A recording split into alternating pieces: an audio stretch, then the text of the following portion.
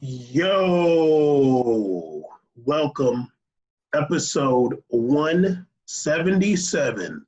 Wow. 177. Yes, in the Brazilian Portuguese. Shout out all the colonizers. Uh, Thank you. episode 177. I'm glad I'm here. Thank you, colonizers. Whoa, sound like Soldier Boy. We got a lot to talk about today. Wait, I'll wait. Um, Today is the day after the beginning of the election, 2020 presidential election. The marathon. This is going down in history. We are recording on the day after the election. This is a historical moment here. It really is because they're only every 4 years. In between that time period, we made a podcast was formed. And after a year or so after Trump was elected, so a couple years after. So yeah, we made it 2018. Here we are. We made a podcast a few months after he got inaugurated. Okay, inaugurated. So January 17. I mean, we also got. He got elected in November. We started in May. We've been here for the whole time. No deals. But I did get a reply back from the dude from Peacock. Thank you, Peacock. And that was nice. But yeah, so we're going to, of course, you know how We Made a Podcast does. We will be talking about the election. We will be talking about Champions League. We will be talking about soccer and stuff outside of soccer. That's what we do on the show. Today being Wednesday, the end of the third match day of Champions League group stage. And we're going to hopefully also talk a little bit about Messi and his relationships with coaches recently. But as it stands now, since Caesar got like 12 screens in front of him, I'll let him pull up an election map of his liking. I guess New York Times. Right now. Caesar's on it. If you guys have been listening to We Made a Podcast since the beginning, which you have not, Caesar has changed a lot in these past 3 years plus. This is a guy. I think if I would have been telling you about an election map in June 2017, you'd be like, what for? Well, when I don't know, I just a little older, a little wiser. Yeah, I mean, that's a good thing. People would change and mature. And I would hope I matured a little bit over the last 3 years. Absolutely. I always say that if I should hate the person I was the year before, I should think I was so whack last year, because that's how much I grew in this past year. There's bars. So yeah, I mean, Caesar's pulling up the election map. I think. What's the electoral count as of right now? The electoral count right now is 264 for. Well, let me say this. Go ahead and say 264. Google is reporting that Arizona's locked in, but Arizona still has votes they're going to release tonight. I don't think it's locked in yet. It's locked in. It's locked in. Yeah, but I'm saying it's not. Other sites aren't locking in. I'm down. We're going to lock it in. Let's just 264 for Biden because he's won Michigan, Wisconsin, and Minnesota. All he needs is Arizona. All he needs is Nevada to wrap it up. Nevada has 6 electoral votes. He needs 270. He's going to be 264 he has right now. So just 6 more electoral for him to win the presidency. Trump is probably going to get Georgia, North Carolina, Pennsylvania, and mathematically that's only going to get him 268, which becomes the closest presidential race in history of American politics since the Electoral College was adopted. Well, we'll also see with Pennsylvania. He might get Pennsylvania. He might not. He might, because Philadelphia County has not reported their votes in yet, and that's been a big Democratic place for a long time. It's like 400,000 votes from there, so it might even be a bigger gap. But if Trump was to win PA, North Carolina, and Georgia, he still wouldn't have enough to win. The only way he could win is if he locks in either Arizona or Nevada, which I don't see likely. Maybe Nevada, but I don't think so. Yeah, I mean, it is close. We have Trump right now saying that. I mean, I'm not even looking at what he's saying, but what I'm hearing is that he is just like all over the place. All his tweets are getting censored. When he posts, it's like, what's crazy? Your president's like wild when even porn doesn't get censored. Porn just shows on my Twitter like it's another day. I just see straight visual porn, but when he tweets, it's an exclamation point, Bond, this is not real. I'm like, damn, you're literally a violent, you're a bad person. Like, you're just a bad person. Like that doesn't happen to good people. Good people don't get their shit censored, dude. Like you can get straight up autoplay porn, like autoplay. You can get porn gifs. They just start. You open a page like, whoa, that's a zoom in. And he's over here writing that. My favorite tweet, of course, is the legendary one everybody's talking about, the Wisconsin one. We were up big before, all of a sudden we're down now. And also Trump infamously in history called victory when states were at 30% votes counted, 45%, and in swing states 70%. I'm like, 70% of a population of 10 million is a big number, right? Like, that's a big gap in a swing state, you idiot. Like, what are you doing? I mean, sadly, he had already planned to do this. Like, everybody knew he was going to do this. Oh, yeah. I think he actually got in some trouble for it because it looked like he got a little quieter today. Like, he wasn't as wild, but he still was wilding. But, I mean, yesterday I was like, you were definitely drinking or something, dude. Because even his own people, like, this is real. Even Republicans were like, what are you doing, dude? Like, this is not – this is murky waters. And it makes you think, like, moving forward, like, there's like Democrats, Republicans, and then there's Trump Republicans. Like it's almost tiered off, and you can see some of the traditional conservatives kind of moving away a little bit from like what Trump's doing. Like that's a little bit much for them. Like now you're kind of wilding. Maybe Trump's like gonna side with that QAnon chick, and he's gonna like start a new gang or something like that. With Kanye. I don't even know. Like, yeah, it's funny because like those kind of traditional conservatives, like while he's been in power, they just have to like ride his coattails. But maybe some of them are looking towards like I don't want to like maybe some of them are like I don't want to live under a Trump dictatorship, and like they don't want to support Trump's subversion of democracy. And excuse me, they're also thinking about elections going forward. They're probably like, well, like you can't just delegitimize the whole thing because like we're trying to win elections at some point. You know what I mean? Yeah. Well, I had a question for you also, but think about this: like you can't do that, but then also win the House and now they didn't win the House. They're like splitting the House and way more than it was before, and you're about to win the Senate. So wait, like, do you believe in the process or no?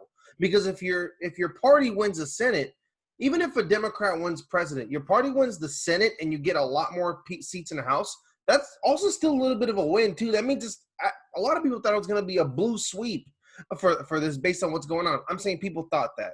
You're not even going to get that. You lost the Senate, which is big. Like, the Senate is really big for bills being passed and what's going on in the country. So we'll see what happens. I had a question for you. I think this kind of goes on with, like, I've been seeing what people have been talking about. How are you feeling, like, in terms of, like, how today's process? Like, are you fearful of like what's going to happen in the aftermath? Do you feel comfortable? Are you nervous today?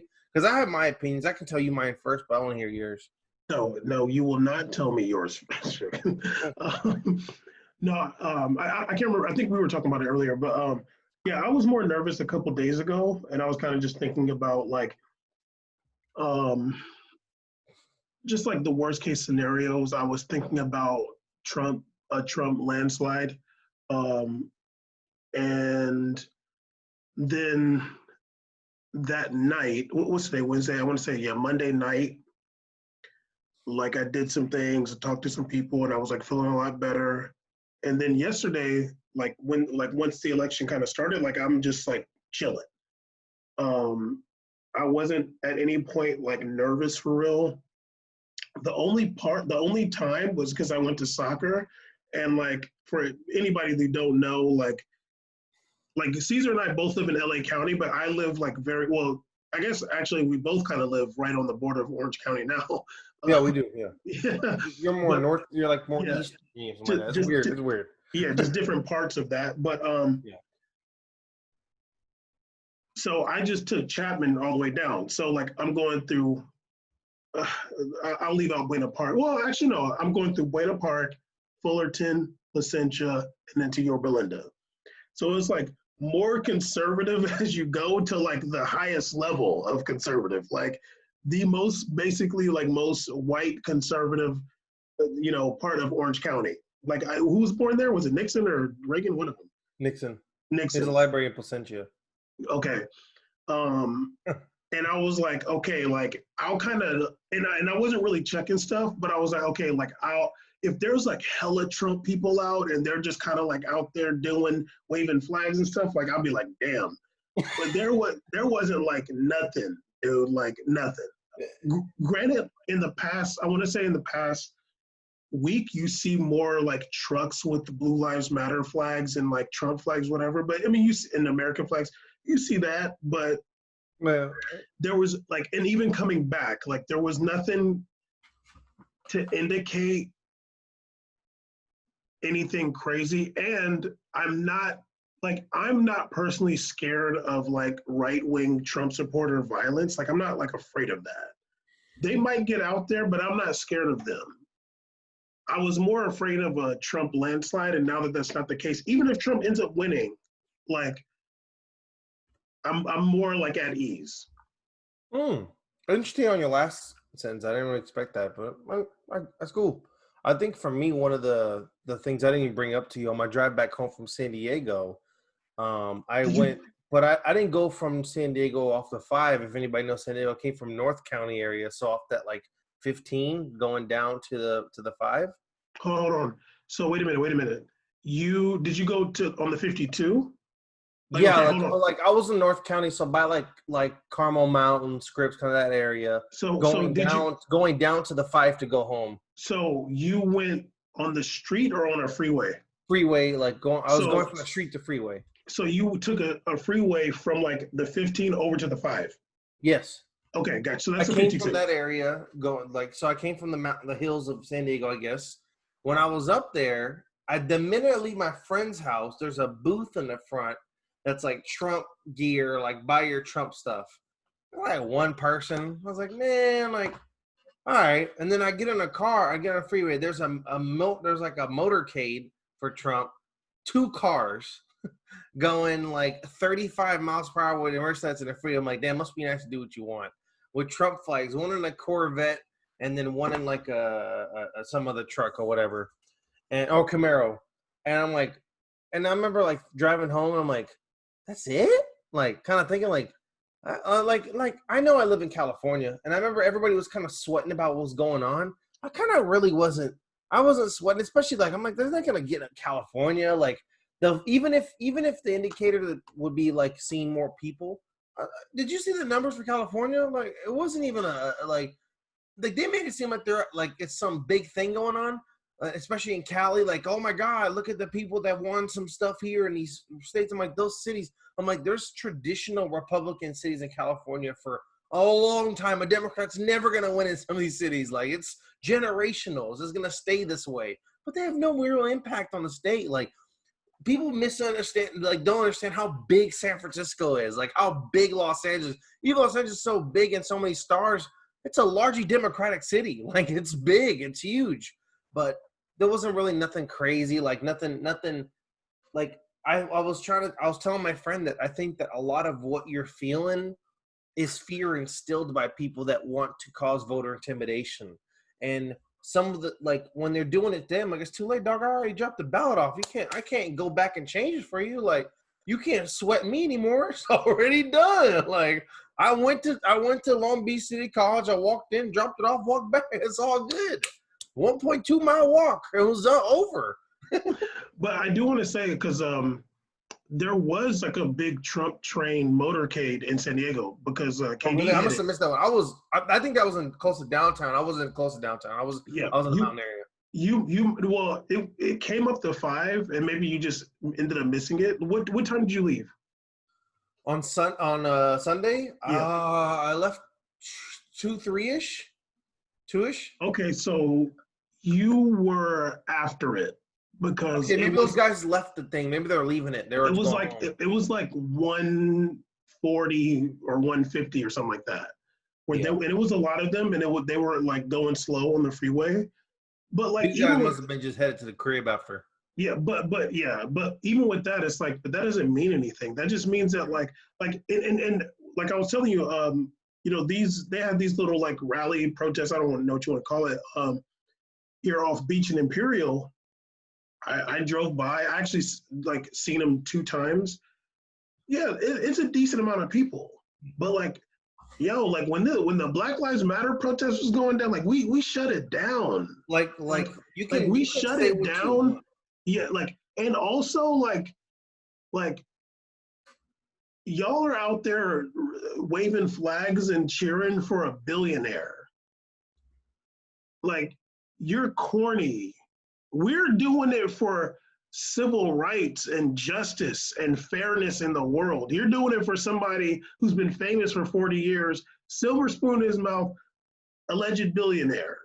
And you're doing it in a state that he doesn't give 2 F's about. Like, he literally didn't even really give any effort in California. He doesn't even care. He knows he literally only kept going back between rallies in Texas, Philadelphia, like on these in Michigan. Like, he was rotating the swing. We're not a swing state. So the best example you gave is that Black Lives Matter happened. A man died under a police officer's kneecap. We were like, that's enough. That's enough. Masses of people came out in largely white cities, largely Republican cities. Those protests in Irvine, California, was a protest, and that's a Republican city as it can get. One of the safest cities in America. So a super Republican. There was protests all over the place. There was protests in the Netherlands. It's all over the place. Trump is about to get elected. Everybody act like it's some powerful machine. What showed here is the real machine is the people, because voter turnout was exceptionally high, records all across the country. Joe Biden, if he wins, now let's take this for a minute. How freaking popular was Obama? When Obama won, I've never seen a crowd of people cry so much. The whole damn, I got emotional. The whole damn crowd was crying. I was young. I was like, what's going on? Damn, this is Jordan or something? What are we so happy about? Jesus Christ. The whole crowd was crying like the baby Jesus arrived. Joe Biden is right now with 71 million votes. That's the last year was like 66 just for the winner. It's a 71 million votes right now. So that's just that shows you the turnout was serious. Even during the pandemic, people are like, no, I'm getting my damn vote there no matter what. Like, my vote's gonna get there. Arizona, 85% were mail-in votes. They wasn't playing no games. So shout out to the people that regardless of what president wins, I'm happy the people showed up. Like, the people came through. It wasn't like Trump is trying to make this into a scheme game. Like, I'm going to send my lawyers to go talk to Wisconsin and talk to Michigan because that's BS. That's BS. Regardless of all that, the numbers are big, and that makes me the happiest. Regardless, I want to see, like, Brazil won on some Brazil's election sucked because the numbers were all screwed and low. Like, those were low numbers because Lula wasn't allowed to vote. I mean, allowed to be a president. This one, big numbers. Big shout out to America for coming through. At least they wanted to do something to take control that's in their own hands. Yeah, it's nice. Like, when we recorded last night for the election stuff, like, somebody had asked like whether like what's my level of optimism and pessimism, and I mean I kind of went off for a while, but like really I was just like I can't like what is there to be pessimistic about? Like, we're gonna be fighting no matter what. Like, whoever's in office, I would rather not see Trump there, but we still gotta fight regardless. Like, we gotta fight to change culture. Like, that's what, like, we gotta fight to make it so like somebody like Trump is just like 100%, like 95% laughable. How you and I felt about him when he went down that escalator, like 95%, like, we got to make it so like he gets Kanye numbers. Yeah. Like, and that takes a cultural shift. And what I said last night, like, I'd be a coward to be pessimistic. Like, that's scary talk. Like, we got to do the work no matter what. And we're going to do it no matter what. But when it comes to like changing things on a systematic level, you need to have people in office that you can, like, we need to go as far away from fascism as possible. Trump doesn't believe in democracy, and we have like a semblance of democracy here that we're trying to make better. We can't have somebody who does not believe in democracy. No, you're not going to fix things by bringing someone that wants to bring just demolish it and then run it on their terms. That's not how we create, fix, and bring new, because that just becomes authoritarianism. Like, he's making his own system of government. That's not what I want. I would rather have someone Biden in, so then we go, okay, here's an example we have. We have democracy here. We have diplomacy. This is what he's doing that's wrong. And look, it's still not helping. What can we do to fix this? Okay, that's what the foundation is. You have to have a foundation to begin building anything. And I think after what happened last 4 years, we're showing what the results of how America is voting, and hopefully how things come through without any fugaziness. I've said that word in a long time. Hopefully we have something to build on from here. Maybe Biden isn't going to be – I don't think Obama's going to be the person, but it doesn't matter. It's the beginning. It's a start. You got to start somewhere, to lead to your future leaders, to bring change to our culture that's been really disgusting. The society has been gross. The feeling has been gross. And it sucks to live in a country that you're honestly not proud to live in. That's a sucky feeling, like it does. I don't want to feel like that anymore. I want to go back to the old days of watching the World Cup and be like, come on, Mary, let's go. It's not happening right now. I'm not feeling the juice right now. I'm not feeling it. Like, honestly, I mean, like, I've never been like a super. I was doing that more in the World Cup just to spite the that's what I'm trying to do too. Like, we were trying to spite certain people. we were just going a little hard for underdog. It's all good. Yeah, exactly. That's really what it was. Yeah, I know. But yeah, like, it's it'll be nice to have Trump out of office. It'll be nice if he doesn't like I'm at the point, like, I can't even stand to hear his voice. Like, anything I was watching and they play a Trump clip, I just fast forward it. I don't want to hear his voice. I don't want to have nothing to do with Donald Trump for the rest of my life. Unless he's like crying and admitting his crimes and the stuff that he did that's unforgivable. You gotta put him on the block list like I do. It's fun. I didn't block him though for this election. Yeah. But yeah, like, both of us voted. Both of us are, kind of participating in the political media sphere with the Power Report. And yeah, you can find that on our Twitters and stuff. We have links to Power Report with the big homie Dan and Sean. And yeah, we'll keep on doing the things, because really it's too close. So we still got a lot of work to do. We got a lot of work to do to make it so Trump's toxic, insecurity, male, chauvinistic idiocy is not attractive. Exactly. And his racism and his xenophobia and just like his lifestyle, like, we gotta make it so people don't look at that as like, oh, that's cool. We gotta look at somebody like that and be like, no, like, get out of here. Like, we want somebody with principles and morals to be like in this seat. And yeah, we're gonna do that regardless. And just to like make it all the way clear, at no point am I or either of us saying like Biden is the answer for that. He's not the solution, but it's a step in a better direction than Trump. I have no problem when people have the opposing views in political parties. My second family has been notably Republican in the past, and they've supported a different policy and different type of government. That's fine. That's the point of democracy. That's the point of just having democracy. You're able to choose. You're able to pick what's the better life. But that does not involve racism. That doesn't involve intimidation of voters. That doesn't involve some of the disgusting things and misogynistic things. We don't need that. That's not a system of government. That's just disgusting. So get that out of here. I'm ready to start new. Let's go. I'm ready. Yes, and with that, we'll start talking about football. Yeah, well, and also, like, whenever we record next time, we'll probably be talking about the election again. We'll definitely know the results by then, hopefully. Yeah. Hopefully after that we won't need to anymore, but maybe like 4 weeks from now. Whatever. You know what? I'm taking this result right now. We want Biden won. Period. Done. I'm over it. But yeah, so I watched some Champions League games. I actually watched. Did I watch Real Madrid versus Huesca? I didn't watch the whole thing, but really quick about Real Madrid versus Huesca that happened last weekend. Real Madrid won 4-1.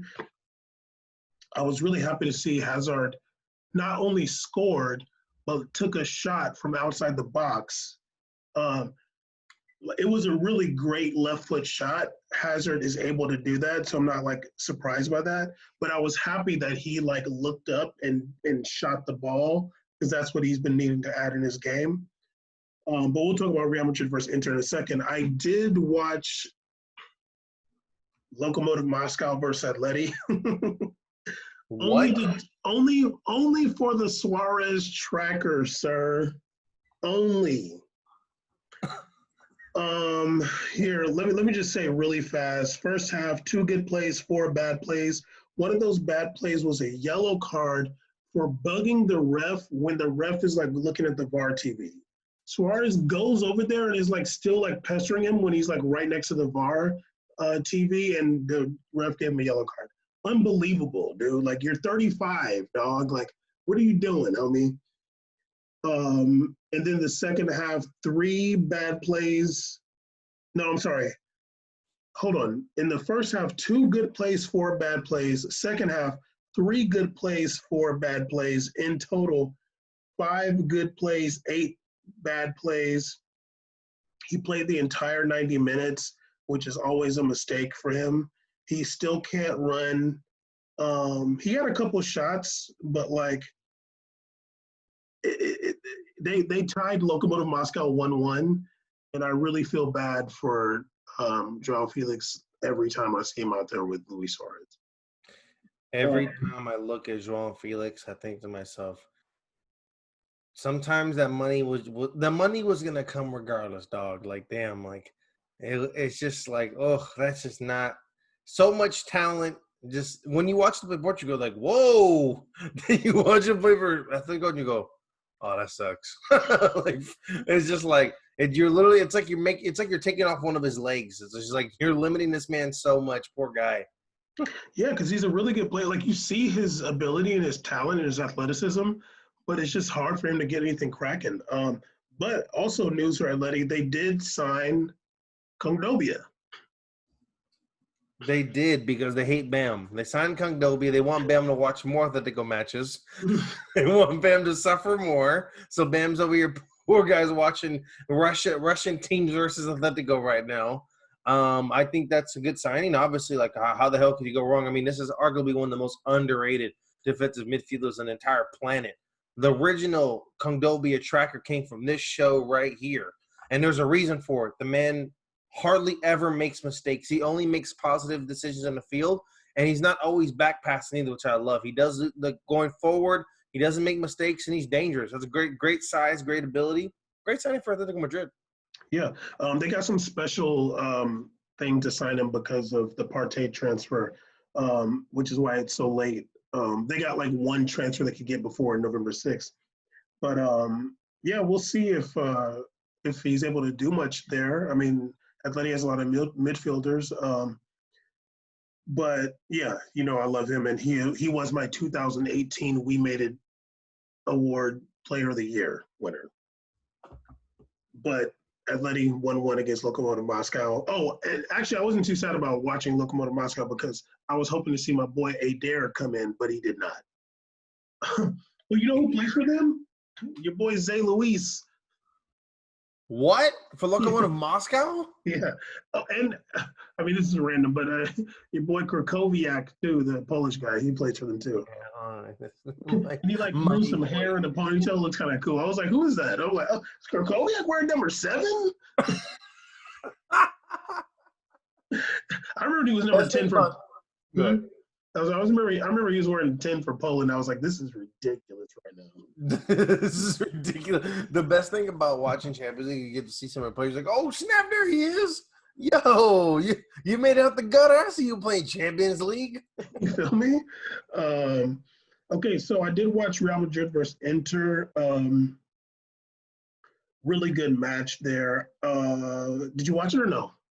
The what game? Real Madrid Inter? Absolutely, I watched it. Okay. I did put before the game, I was okay, Hazard starting. I was like, man, I'm starting to feel bad for Isco, dude. Like, I miss watching Isco play, man. What's the deal?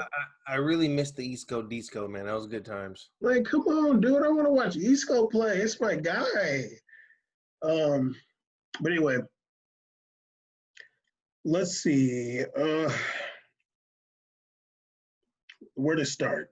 Well, there was some good stuff going on early. There's a shot by Asensio that was on target in the 4th minute. 14th minute, there was a good shot by Vidal. Valverde scuffed a shot like right in front of the goal. He like hit it off the ground and went over the bar.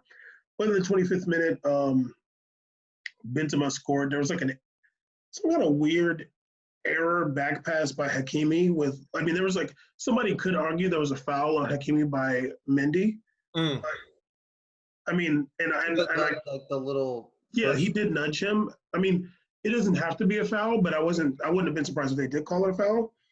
I don't even know what he was doing trying to make that back pass though. Like that was kind of weird. It was no matter what, if it's a foul, not a mistake on his end, because it was a terrible decision, dangerous play, and I was like, oh, of course. When he did that, I was like, of course, Hakimi does something to ruin your defensive skill. That's the defensive play. Nice. Yeah, should be an assist for Mendy, but it was really great by Benzema. He definitely did not have to score that. He had to get over the goalie. He nearly fell. I think he really showed his balance and athleticism on that play to get the ball in there and to like keep the rock. So yeah, that was a nice goal by Benzema. Not too long later, 33rd minute, goal by Sergio Ramos, header off of a corner, classic Ramos there. But right after that, your boy Lautaro Martinez scored that goal. Beautiful flick by your boy Barella. I thought it was Vidal at first. I was like, oh, damn, look at Vidal. They're doing things. I was like, Barella? Some Italian dude is doing stuff like that? What the hell? Yeah, he's a little baller. That little Barella dude's a baller. Nothing, but whatever about him. This little Lautaro's ridiculous, man. Jesus Christ. What a great goal. That's not an easy goal to do. He had Varane on his back. He had Varane on his back. I mean, I want to keep it real. I kind of thought like maybe he could have. You don't think the goalie could get that? Okay, why didn't the goalie spread legs instead of dive shoulder? I would have went for the splits kind of thing more than this thing. I'm like, what are you doing? Like you're 6'8" or some shit, man. I'm gonna just say in that I'm sure Courtois did like the best thing he could do. Okay. It was tough because like even for Varane, like you're not expecting that pass to come like that. Like that was like an amazing pass, like flick by Barella. Like you're not expecting like when Lautaro's coming centrally, like you're just on his back because you're not expecting that ball to get there. And when it does, it's like, oh damn! Like that was really nice. Like very like whenever you get that ball right behind the back line and right in front of the goalie in a little pocket, talent, dude. That's real. That's really good. Yeah. So Inter's back in the game. Vidal got a yellow in the 44th minute. There was a lot of people slipping on the field in the first half, but that kind of went away in the second half. From what I remember, I believe that's an artificial turf field they play on. So I think I don't think it's natural grass. I think it's like more artificial. So probably a blend. Yeah, some kind of blend. And I remember like in a previous match I watched, and they were kind of slipping a little bit too. It gets like that when it's raining on that field, so it kind of sucks. I mean, obviously, it's not to the standard that Bernabeu is. So it's true. Like what the Castilla players play on, stuff like that. So yeah. Halftime 2-1 Real Madrid. I put it was pretty even. Okay, so in the second half, Inter was like, I'm going to give Conte credit. I'm sure this is his idea. And I feel like they were doing this some in the first half too. I can't really remember. But they were pressing hard and making Real Madrid give it back to Courtois and make Courtois launch it. And it never worked once. that was like a really good tactic. Like not and different from what's his name, Krakauer saying that like pressing isn't a tactic, but this was different. They were pressing it to make them pass it to Courtois.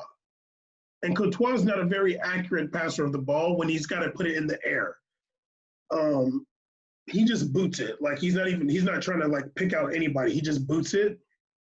So that was really good by Inter early in the second half. They were having a lot of success, like getting a lot of possession. I put that Real Madrid should put in either Isco or Modric, but Zidane made the decision to put in Vinicius Jr. and Rodrigo for Hazard and Asensio. I don't know if Hazard got hurt. No, he didn't. No? Okay. No, he just did his double sub. Okay. Hazard was actually – I thought they're going to give Hazard today off because he just played, and they made him play today. I was like, okay. Yeah. And we didn't even talk about it. I didn't think Hazard did too bad in the first half either.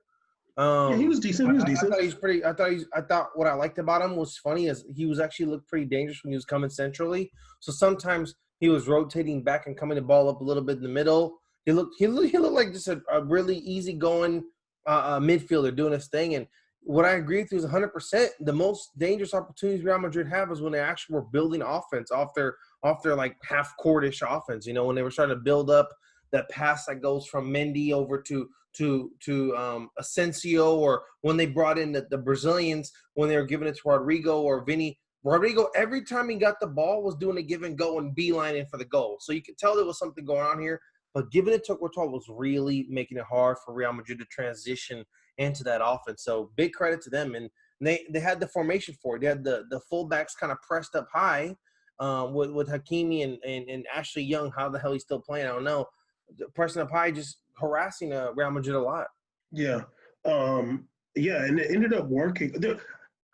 They would never show this in the highlight package, but there was like some play where Mendy got the ball like way on the back line and just like shook somebody and like ended up getting the ball out like basically by himself because they were still pressing and he just like got around somebody and like somebody else and like got the ball like actually going. I was like, geez, he's just so good and confident. It's amazing. But okay, in the 66th minute, this might have been after Mendy did all that. There was a Vasquez shot that went wide. It was a close shot that went wide. But in the 68th minute, Perisic scored. Like Ramos had like went up. Like, okay, Ramos had tackled the ball, but the ball ended up going to like somebody on Inter who like headed it over to, I guess it was Lautaro. And then Lautaro was able to get it to Perisic. Perisic put in a nice left foot shot that, you know, it wasn't easy. It could have gotten saved, but he just picked it out. So now it's 2-2 in the 68th minute. And after that, man, Inter was putting it on Real Madrid. 75th minute, there was a Lautaro shot that was just wide. 76th minute, there was a Perisic shot that was just wide. Then in the 78th minute, Modric came on for Toni Kroos, and things got a little bit better for Real Madrid. You have a midfielder that is like more adept at keeping possession and keeping the ball on his feet and running around. And the 80th minute goal by Rodrigo. It was a really good by Valverde to get the ball and go forward and like make some space for himself on the guy that was in front of him. Then he just released Vinicius Jr. out deep down the left side, who put in a nice left foot cross. I honestly think he wanted to get it to Benzema, but it ends up curling over to Rodrigo. Rodrigo settles it on his right foot very calmly and puts it in the back of the net. Like even out of the reach completely of, I'm assuming that Inter still has Handanovic. I have no idea. But really good shot by Rodrigo. Oh, man, 83rd minute, Benzema also almost had a nice shot in there. And, yeah, the game ended 3-2. Real Madrid really needed that coming off that draw to Borussia Mönchengladbach and the loss to Shakhtar. They really needed that win. I think I'll get into the standings after we talk about these games. But yeah, it showed a lot of character. I even think the Mönchengladbach match showed a lot of character by Real Madrid, and this one did too. And the manager's going to get credit for the subs. I don't really believe in that, but like if you're going to take that narrative, like the first two subs that Zidane did, like they both combined for the goal that made them win the match. I mean, I'm gonna give credit to some subs because I've seen managers not make subs, and then come on now, like we could have did it. And in the past, I've seen Real Madrid's former managers make some subs. I'm like, what the hell are you doing out here, man? Like, I've always thought that Zidane was actually pretty good with subs, and I always kind of respected him for it. He did a pretty good job putting players in. But I mean, how wrong are you gonna get putting Vinny in the game? Jesus Christ, you have Vinicius Jr. and like, it's funny. Like, I'm not trying to cramp on Rodrigo's style. Like, you got that goal. It was nice finish. You got a much stronger foot than Vinicius Jr., but I saw his build-ups to the previous play. No real one-on-ones, just giving goals, running straight to the corner. You got that because Vinny made it all happen. Dog, Vinny was ridiculous. He was ridiculous. He had a couple plays where he was destroying them so much. They literally were just grabbing him to stop him from moving. They just started grabbing him. That's all they could do. And then he was like, you know what? I'm just going to cross all these with my left foot. That's it. I'm like, oh, my God, dude. What? You're just using your left foot to easily cross these balls. Such a talented player. So great connection by them. Great by Rodrigo. It almost sucks. It almost like Rodrigo was supposed to be a striker in his lifetime, but he's just like too small. Like he's supposed to be like a center forward. Like when I'm watching, like that's where he like should be playing center forward, just running over there and making these runs. Like he's like Gabriel Jesus, something like that. But like, unfortunately, he's just not big enough. He's just like kind of small. Rodrigo is a right back, sir. The man scores today, and Bam says he's a right back. He's a right back, sir. Okay, who's a better winger, Danilo or Rodrigo? Like right back is Danilo, but like winger, Danilo. Come on, man. You're messed up, dude. You're mean. Danilo's faster. Danilo's faster. I'll give it to him. Is he really? Danilo, Brazilian Danilo, Egyptian Danilo? Yeah, but I mean, they're both Egyptian. He can run, dog. He's fast. He's not faster than Rodrigo. Caesar, stop it. Danilo can get shot. He ain't faster than Rodrigo. Rodrigo got them young knees. I mean, maybe, but I mean, in his day, Danilo was fast. Okay, yeah. They're both Egyptian, though, by the way. Rodrigo kind of looks Pakistani or something like. He does, right? Well, I don't know what the Arab. What the hell's that? What the hell going down in Brazil? I mean, after you see the picture of my dad, anything's possible, right? Facts. So yeah, Real Madrid 1-3-2. Also watch Başakşehir versus Man U. I was really only trying to watch to see if Cavani would start. He did not, but he did get in the game later. Really funny match here. Man U started Juan Mata. It's funny. Like for me, I'm like, why don't you just start Paul Pogba every match? But they did not. Man U started with Juan Mata, Van de Beek, and Bruno Fernandes. And all three of them kind of do the same thing. Like they all kind of want to be in the same area because they also had Matic. So Matic is like the CDM. So it ends up kind of like Mata, Fernandes, and like Van de Beek is just like, you got too many of the same kind of midfielder there, and it just didn't really work. Especially for me, Juan Mata and Bruno Fernandes together, I don't like that. I like a swap for that because they're both just like kind of crafty center attacking mids with a good foot and obviously some good passing. I don't like them both being the same time. It's almost like you don't want to have two Iscos on the field. You want to have an Isco replacing the Isco so they can both do the same thing, exiting the other taking that spot. So yeah, I don't like that either. I thought it was a really weird midfield formation. I saw that too because I watched a little bit of the game while I was watching the Real game. I was like, this is a weird formation y'all got going on here. Yeah, it's just weird players to have on the pitch. Like Bruno Fernandes liked the ball at his feet a lot. Van de Beek liked the ball at his feet a lot. Mata not as much, but like it was just weird. There was like one point I put like, yo, these guys are all in the same space. But it was really funny, the first goal by Bashachi here.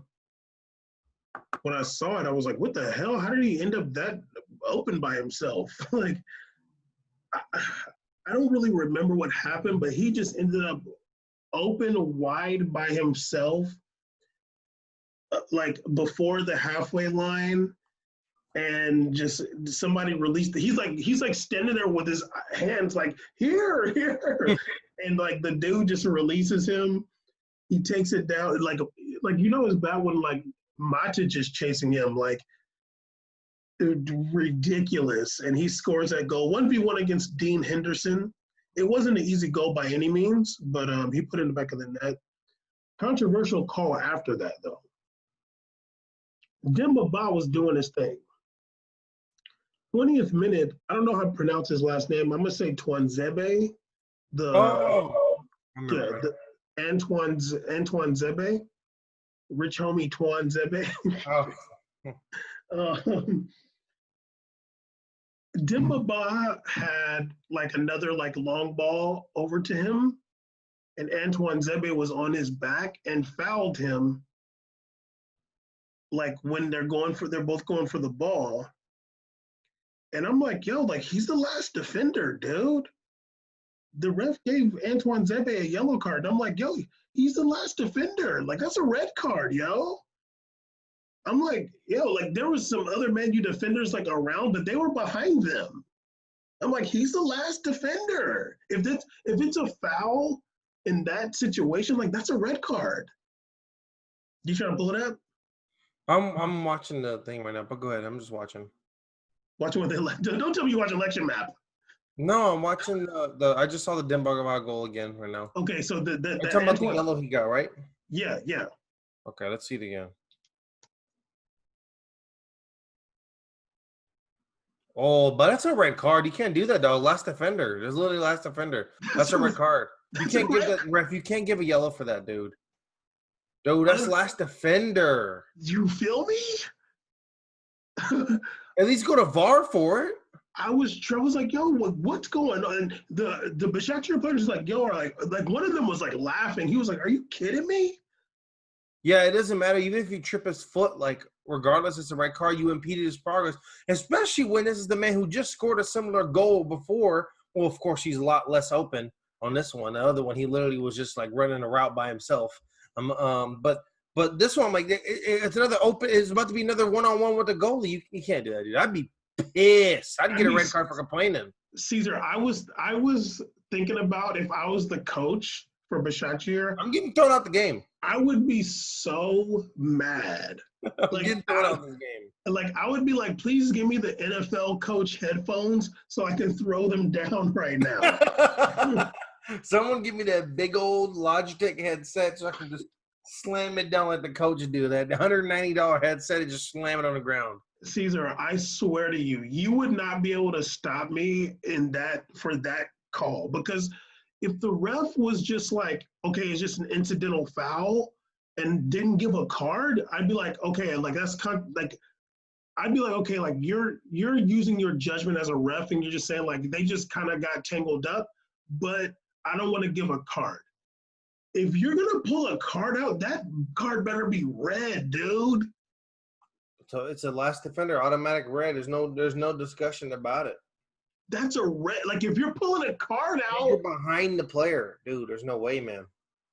If you're pulling a card out, it better be red. I literally would not. I would lose it, dog. Like I would literally lose it. There's no way I could. He would definitely eject me from the match. I'd be like, whatever, dude, because you're a cheating liar bastard. Yeah, for real. But anyway, getting back to the game, because I could go about that very long. Still in the first half, another goal by Besiktas here. Some dude named Visca. Somebody crossed the ball. I love a dummy when it's just like, well, actually, I don't know if Demba Ba dummied it or just kind of like did kind of like a back heel. Back heelish kind of dummy. Yeah.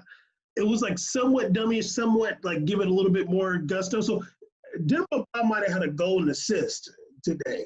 Or we want to also a little bit. I'm gonna bring out the We Made It investigation police.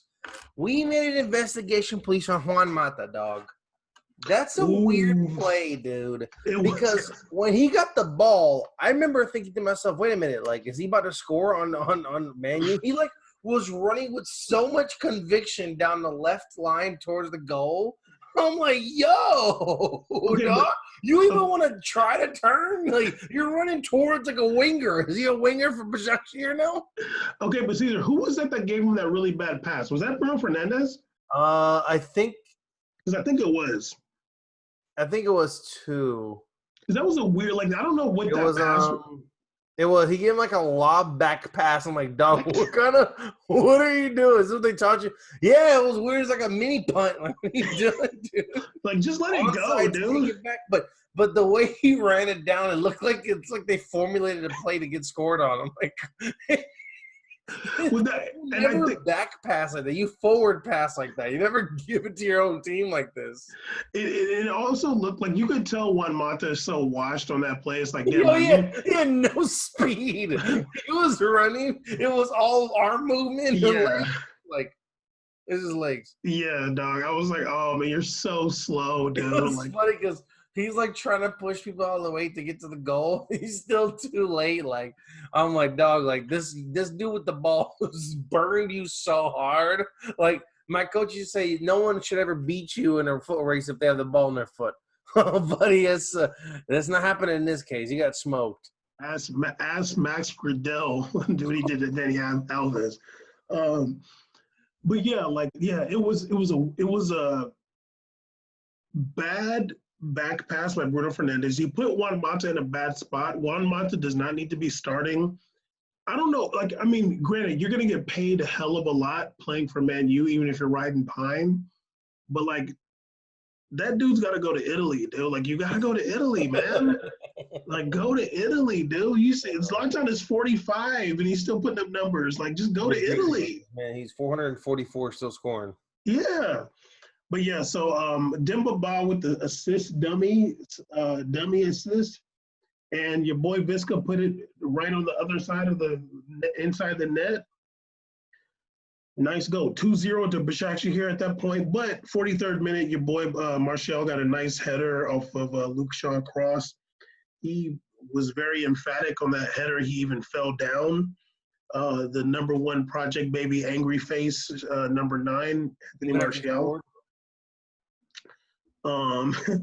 And yeah, halftime it was 2-1 to Başakşehir. I put that they got to take one of those midfielders off. But they ended up bringing at halftime. They ended up bringing on McTominay for Antoine Zebe and put Matic at center back. Then in the 61st minute, Pogba and Cavani came on for Van de Beek and Juan Mata. I did put in the 63rd minute that it should have been a penalty. The dude definitely fouled Cavani in the box, and the ref did not call it. I don't know why. I'm seeing that. It looks like a penalty to me. I mean, maybe Cavani did make a meal out of it a little bit, but, like, the dude did come, like, and eye him in the back of the leg. Like, it's not a penalty? Okay. But I don't really remember Man U having very many good chances by that time. I mean, in the second half, maybe they had like 1 or 2, but I can't really remember. Yeah, it's just up and down for Man U. 2-1 loss to Başakşehir. And the last game, I didn't really watch much of this game, but Barcelona versus Dinamo Kiev. Barcelona ended up winning 2-1. Of course, Messi scored a penalty. And then who else scored? Oh, PK scored a header off of a Ansu Fati cross. Ter Stegen started, I think, his first time this whole season and saved Barcelona's ass. So many great saves. But also a big shout out to Kiev goalie. He was balling out too, dog. Yeah, he had a few too. And he was like 17 or some stupid number. He's like a kid. Oh wow. Also, your boy Dembele started on the left side today. It was kind of going off with that right foot. No, that was Ansu Fati, sir. No, I watched. There was a couple plays where it actually was really nice. Ousmane Dembele not only had a play where he It was when he did like a turn with this off the left side, made a right shot so clean. Then he like does that nice shot right, and it's a corner kick as the goalie deflected it. It was about to be a nice goal, and he goes is like, all right, I'm gonna take this corner kick. I'm gonna take this corner kick right footed too. I'm like, you just like this dude, just the both leg king, man, 2-leg king, taking corner kicks with both feet. Well, I thought you meant like started the match, but No, I'm sorry. yeah. He came on the 60th minute for Antoine Griezmann, still getting subbed out early in matches. Doing nothing in the match too. Huh? Doing nothing in the matches too. Not at all. I mean, literally like one of the worst players I watch. I mean, he's worse than Luis Suarez. It's pretty crazy. Like, and the reason he's worse than Luis Suarez is, I mean, this is so like such a technical kind of thing. When Luis Suarez like starts to get close to the box, he puts his back on the defender, like he's looking for the ball. Griezmann still is like having his shoulder pointed towards the goal. It's like, I mean, no, and it's not like he does it every time. It's like, you just really don't want the ball, and it's just so annoying and whack. And it's all, I mean, to be honest, I hate watching Barcelona play. I hate it. I hate seeing Messi with 6 people in front of him. Yeah. Like 6 Barcelona players in front of Messi. I hate that. I want to see only the goalie and the goal in front of Messi. I want to see Messi coming off that wide side, destroying people just the back line. I don't want to see him picking the ball up at the half line. I'm like, damn, can you just admit you're a center mid now? It's so obnoxious. The penalty he won was dumb. I mean, he still is so dangerous when he starts dribbling close to the box and everybody's afraid of him. I still don't know why on earth they don't just push him right. But he did win the penalty that he made. But yeah, it's very obnoxious watching Barcelona play. Other matches, PSG did lose to RB Leipzig 2-1. They played without Neymar and without Mbappe. Di Maria scored and also missed a penalty. Moises Kean gave the assist for Di Maria on that goal, which was like in the 6th minute. It was a really nice pass. Kean also, I think, his shot won the penalty that Di Maria missed. He shot the ball. I'm pretty sure, he shot the ball, went off the dude's arm. Di Maria had the penalty saved. Then later on, Kimpembe got a handball, and that's what gave RB Leipzig the second goal for them to win that match. But it's going to be tough for PSG no matter what, playing without Neymar and Mbappe. Going to go down the rest of the scores really fast. Mönchengladbach beat Shakhtar 6-0 Real Madrid. What the hell were y'all doing? Bayern beat RB Salzburg 6-2. City beat Olympiacos 3-0. Porto beat Marseille 3-0. Marseille is going to go out of Champions League with 0 points for sure. Liverpool beat Atalanta 5-0. What's going on here, guys? Ajax beat Midtjylland 2-1. Zenit and Lazio tied 1-1. This after Lazio beat BVB, but they had to go all the way to Russia. Juventus beat Ferencváros. I did watch the highlights of this. Your boy Ronaldo was trying to score so bad, but Morata was getting him. Morata like a brace today. Yeah. BVB beat Club Bruges 3-0. Sevilla beat Krasnodar 3-2. They were down 2-0, came back and won 3-2. Chelsea beat Rennes 3-0. Yeah, and that's it. So yeah, Champions League match day 4 is on the 24th. And I think in between that we got an international break. So hopefully is it Condom qualifiers during this time? Let me check that really fast because we might get some daggone qualifiers. Yeah, so starting on November 12th, we got some CONMEBOL World Cup qualifiers. Man, I think Neymar might still be hurt though by how that bad time. was his injury? Hmm? How bad was his injury? Wasn't bad, but I think they were saying he might miss like 3 matches. But I feel like he's gonna miss these international. Hopefully, he just stays in France. I hope he misses. I want him to get rest. I was saying it's just way too much, man. Even the Champions League, like Jesus Christ, dude. Like feels like we're Champions League every week. Can we just like slow down a little bit? Holy crap, man! And Yeah, you guys are still playing 2 weekly games during a Champions League week. What are we doing here? it'll be nice to see Barcelona. I mean, Barcelona. It'll be nice to see Brazil without Neymar. Just see like how they get it cracking. Me too. I mean, did they do the call-ups for that one already? I don't think so, but maybe I never even see them anymore. Call up Vinny. Is it Vinny J time? Vinny J time or what? We're Vinny gang right here. You know what? They might not want. He might ball out too hard. Like who's Neymar? He might go off. Like you be that guy with Brazil. Brazil got a bunch of killers that can score. It's not a big deal. You can do that all you want on that team. Pass the ball, man. Go ahead. You feel me? Also, this is what I wanted to say earlier, but I'm glad I said it later. We're going to be doing intro music for We Made It podcast, the Fuck Donald Trump instrumentals for the foreseeable future, whenever I feel like not doing it anymore. But for now, that's going to be the music playing for sure. This announcement by y'all, no saying this. I'm down. Let's go. I'm with it, too. He said, for foreseeable future, as the audio man that We Made It podcast, I'm bumping this F Donald Trump, no matter what, instrumental. No matter what. Might just play it right now. Relax, dude. So before we all the way wrap it up, there's been some talk about Messi. I'm not going to sit here and read articles or get into direct quotes, but it was reported that Messi and Ronald Koeman had some kind of bust up recently. We don't know if it's necessarily true or not, but he did come out saying that,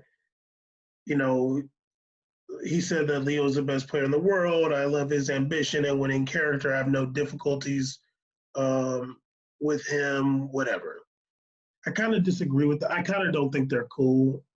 But also, Quique Setien, who managed Barcelona for a short while, he said that it is difficult to manage Messi. And he basically said, like, who am I to try to change the situation? He also mentioned something with that. He said that Messi's not very much of a vocal kind of person. He doesn't talk much. And we've been kind of speculating that for a long time. It's nice to see one of his managers confirm what we've been saying.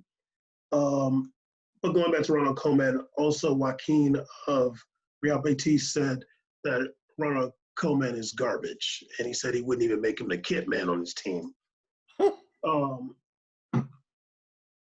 What do you think about what's going on with that? What's your favorite player? I'm trying not to read into it too much because I know like it's a lot of playing going on right now, a lot of games, a lot of exhaustion. I feel like these things happen, but Barcelona kind of has an extra spotlight on them based upon the mess that Messi created, the scandal that Messi harbored, and the atmosphere that he created. It's like now these things are going to happen. When it's not all dandy, they're going to jump on it like nothing, and it's like I'd be hypocritical if I was to think that with the Benzema situation and Vinny was nothing but to think this is something. That'd be kind of hypocritical of me. But I really don't think it's nothing, but it only reinforces a lot of murmurs and feelings that a lot of players echo about Koeman and appointment, how his time at Everton was and other clubs he was coaching, how they're doing now. And, it kind of falls in line with that. So, do I think that it's nothing? No, I think it's definitely something to it because from the beginning, before Messi was coming in, I remember some of the headlines were like, "Oh, we're gonna move forward, regard Messi or not, and this project is gonna happen." Then all of a sudden, it was this project needs Messi. I'm like, okay, like y'all are mad inconsistent. Like you don't even know what the hell you're doing. So it's kind of like they're just festering in their own stuff they made. They made this for themselves. They made this bed. And so these problems are going to persist until I think Messi's gone. As Messi gets older, he's not going to accept that he's losing talent. He's never going to accept that. He's a true athlete, a competitor. I don't think he's going to accept that his skills are like waning. So he's going to have these issues, the coaches that want to like minimize his role. And he's going to be like, nah, dog, you know who I am? Like, so I think these things are going to happen. Yeah. And if there's one thing that Messi knows is that he is the club. So he's always going to wield that power. And he's not afraid to wield that axe and chop. Like he don't care. There's not one coach in the world, I think, other than Pep Guardiola that Messi would be like very comfortable with. But maybe even Guardiola wouldn't be like. Guardiola this week came out and said like I'm not going back to Barcelona. Like that chapter's over. I feel like Guardiola's seen how Barcelona's playing. He's like, I'm not about to be having this dude drop back and like Pep wouldn't be able to do his tactics at Barcelona at all. Not with those players and not with the way Messi's going to play. And Pep is not going to be able to tell Messi like, look, this is what you need to do. Like Messi's the club. So do I think that he probably had some issue with Koeman? I think they probably did. You're not going to come out in the media and say that. But it's toxic at Barcelona. Somehow they're 3-0 in Champions League, 9 points. Mostly because I think Juventus didn't have Ronaldo for that first match. But they still haven't played good football though. No, that's key. I mean, in the past, you were talking about how Barcelona has played good football, and it's shown towards the end that eventually catches up to them when they go get some top tier talent. They caught that 8-2, and they still look like a team that would lose 8-2 to Bayern. They look like that. Even when I was watching them play a little bit today, I was like, this just I don't get that. I don't see these game breakers. I just see like Messi and 9 other guys in front of him running around, and it sucks because what we wanted from Messi to be gone is just to see like Barcelona, like a new age Barcelona, be fun to watch. Like see who wants to take that, who wants to rock that 10, who wants to go for it. Who wants to be that person? When we were thinking that Dembele, we made a predictions Dembele could be the person.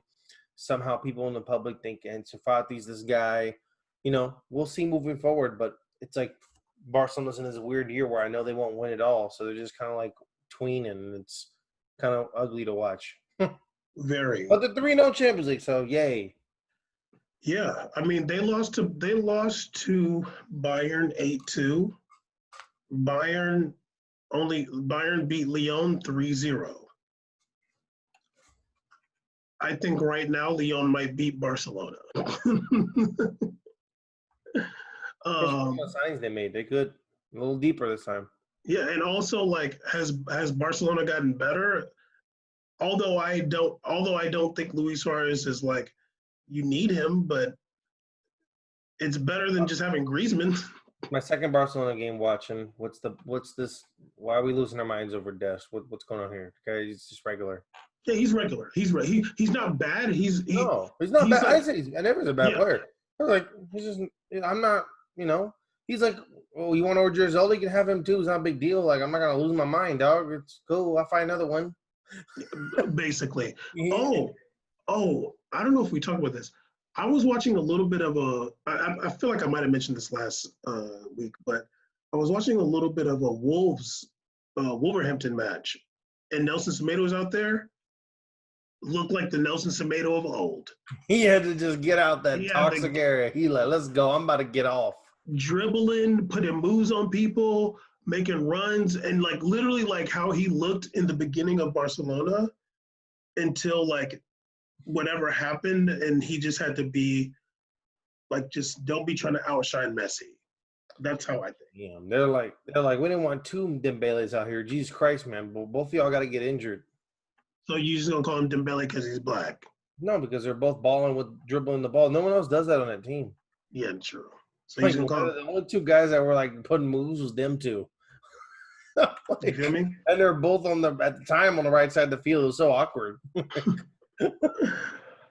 But yeah, anyway, well, how about before we get out of here, check the election map one more time. Is there any changes? No, but there is some Oh, murmurs that Georgia might end up being blue too, which would be kind of wild. I've been hearing that, but I don't really think that's gonna happen. I mean, But they're talking. The numbers are looking kind of wild. That they said that the rural urban divide is happening in Georgia right now. So I guess they weren't expecting that many people from the urban communities in Georgia to vote, and they went hard in Georgia. Apparently, Georgia's having all-time records in voter turnouts. So, hey, man, Atlanta might be trying to make something happen. You never know. So I'm giving Scooter all the credit. I'm gonna give Scooter definitely credit for that. So the numbers are the same because unfortunately Arizona is in our time zone, so they said they're gonna turn it in late tonight. Probably be something around 9 o'clock, 8 o'clock. They also said they're gonna be counting through the night too. They have new people working a night shift, so they said their announcement gonna be tomorrow morning. Arizona, you said? Arizona said official announcement tomorrow morning, and yeah, we'll see what happens, but there's potential that Georgia might flip. So even if that happens, that'll be even a bigger margin, which would be kind of crazy. So that'll be Yeah. like the only only like southern corner state that decided to go with him. Yeah, I mean, it's funny because Georgia was, I mean, here I go, but Georgia was founded as an all-white state initially. And what happened was it just like they were like going to be all white with no slavery because it's all white people. But the ruling class started treating the poor whites like slaves and they would just leave because they can blend in and just dip. So eventually they brought in black slaves. And was that a mistake because now this state that was founded as all white has the highest percentage of black people out of any state in the country. Out of any state, and it's probably going to be one of their biggest flips in history. They're going to have some counties, like for example, like they're showing like this county. It's like there's an 80% vote for Trump. Like literally 4,000 people voted for Trump, and 600 people said Biden. So some counties like that, but some of the main populated areas, the bigger counties, showing some different numbers. Dog, Atlanta, some of these areas are really showing some different numbers, which what do you think? If we're talking about rural Georgia, you're talking about those demographics kind of line up to what you're saying, what the history of Georgia was founded on, like being all white. So majority white areas in these parts, majority landowners are white, but what people sneaking, what we found out about Atlanta and some parts of Georgia is that a lot of more diversity than it's been happening over the years. Some of these artists talk about how the city is growing, more money, more people coming in. I've known people that have moved there to go work, and there's a lot of changes there. So if the turnout is coming up, if turnout is increasing, what do you think that's going to be increasing in the rural area or the populated cities with a lot of young people who don't typically go and vote? So you're going to obviously that's all in favor of Biden. A higher number is going to favor him because these rural counties are just families that have always done the same thing for a long time. The big cities, there's colleges, all kind of things changing. So interesting to see that. It's interesting to see. It's these numbers. I don't. This election for me, it's like what we're saying could be this now, and when you publish this, it'll some of these results might come in. It'll be like, whoa, that's crazy. Like it's a bigger divide, bigger gap than we thought it was going to be. A lot of people were talking to be super close, like by 2. And if Georgia flips and then Arizona, Nevada, boom, that's like 10. That's like 40 points. That's like 40 votes right there. Look at Caesar all excited. So stupid. Yeah, I mean, look, Atlanta is the gay capital of America, and they what is what city Long is the Beach. gay? Who? Long Beach? Long Beach, yes. Oh, stop it.